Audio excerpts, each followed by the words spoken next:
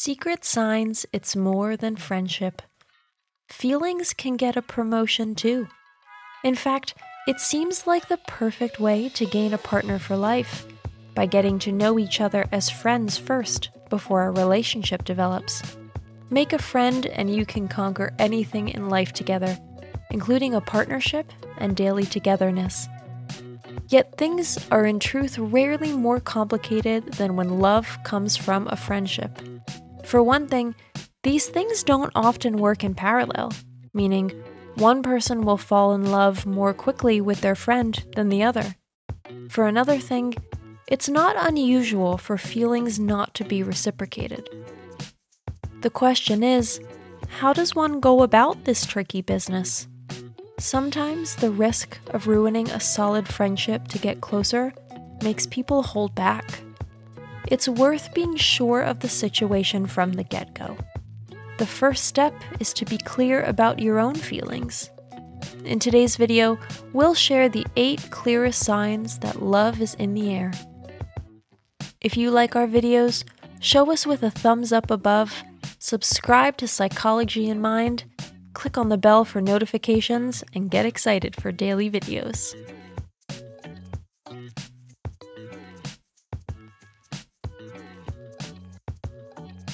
Number 1. You're jealous. Your best friend is in a relationship and it makes you hit the roof to see them together. Congrats! Jealousy is not just a painful or unattractive character trait.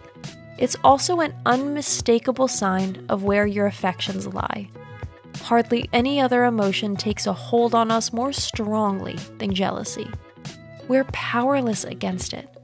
There's no mental trick in the book that can fight it. It arises from the wish to have another person all to oneself, preferably to possess them. Friends, by contrast, are totally immune to this sort of possessive thought. Number 2. Your feelings are dictating your behavior. If you notice yourself acting awkward or childish when they're around you, you might still be able to counteract your feelings. Try not to come across as a teenager in puppy love. Don't use every opportunity to come in close contact with them or pepper them with innuendos. If love really is to develop from friendship, you'll need to proceed with painstaking care. It's better to tap the brakes and stop seeing them for a while, until you're really sure what you want to do with your budding feelings. At this early stage, it would be a shame to embarrass yourself or risk losing a stable friendship. Number 3. You're having intense daydreams. When we're falling in love, every thought circles around our potential partner. We can't help it. We're constantly drifting away from reality and giving ourselves over to intoxicating fantasies day and night. Our very cognitive reasoning is possessed by this one person. This is not something that happens with friendship. So if you find yourself lost in an interior world of romantic or even erotic thoughts, your feelings are clearly departing from friendship in the direction of love. Number 4. Others no longer interest you. Are you consistently meeting interesting people who have an interest in you, only to realize that you can't muster anything in return? That's probably because your focus is clearly on someone else. Your feelings already sealed, signed, and ready for delivery. If we're not in love, we remain open for new encounters and some flirtation now and then. We can't help it. Nature has programmed us so that we don't have to miss a single opportunity to pass on our genes. If you don't feel this way because you already have a partner in mind, it's because you're already thinking of creating a new future with them. Number 5. You can't wait to meet up. Spending an evening with a circle of friends is always great. We look forward to exchanging stories and that companionable feeling that comes along with it. If you, on the other hand, you look forward to a meeting with a particular person with a racing heart, like for a date, then there's clearly more at play than just a friendship. You might notice yourself spending more time getting dressed or in front of the mirror than you would if you were just meeting up with friends for a low-key evening. The difference is, We don't try to impress friends. They like us the way we are. Number 6, it's never enough. A good sign that it's love and not just friendship is a certain yearning for one another. If you can't get enough from a certain someone, it's clear you want more than just fun. Friends tend to have lives very independent of one another. You might meet up by chance or set a time to hang out and then go your separate ways.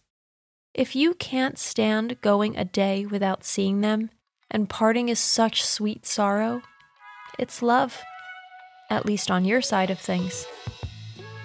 Number 7, you can't stop talking about them. One of the clearest signs of being in love is that you can't stop talking about the object of your affection with others. Sigmund Freud put a fine point on it with the proverb, "When the heart is full, the mouth runs over." Observe how many times you feel compelled to mention her or him in conversation with others. If you are in love, you'll find yourself wanting to talk about your love interest at the expense of anything else.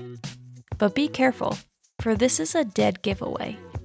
Not exactly a good tactic for hiding your feelings, not to mention the fact that constantly steering the conversation toward the object of your affection can become quite tiresome and annoying for all those not directly involved.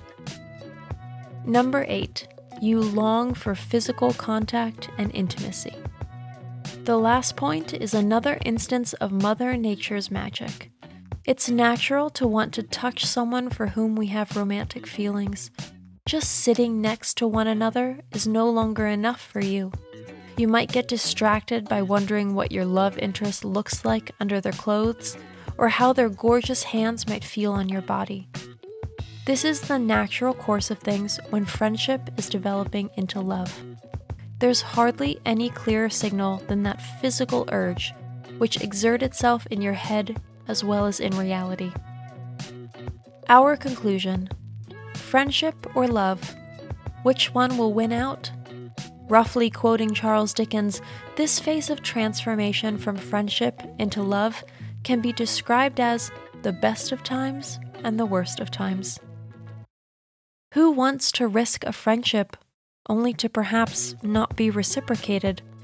On the other hand, there is hardly a more auspicious start to a partnership than when it is preceded by a long-lasting, solid friendship.